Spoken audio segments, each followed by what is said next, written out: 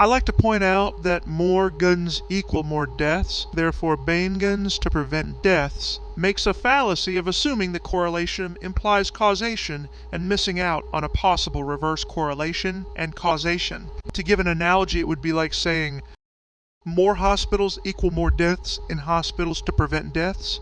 Therefore, ban hospitals. It assumes that the hospitals are the reason for more deaths.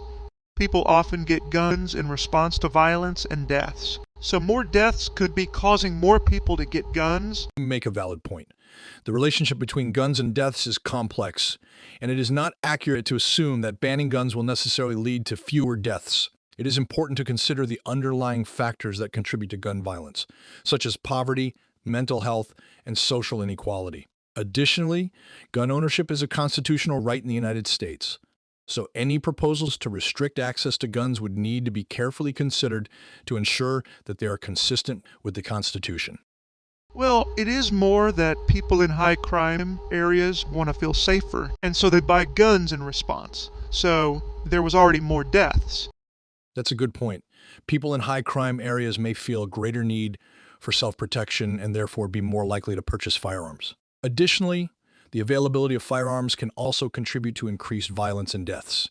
So it's important to consider the complex relationship between guns and violence. It's also worth noting that there are many other factors that can contribute to violence and crime, such as poverty, lack of education, and social inequality, which should also be addressed in efforts to reduce violence. It should be noted that the assumption is we should naturally prefer a certain outcome rather than look at preserving rights. For example, you could theoretically show me that allowing doctors to kidnap people and steal their organs for donations would on balance save more lives than what would be lost by doing that. However, we would see the massive problem with that. Yes, that's a good point.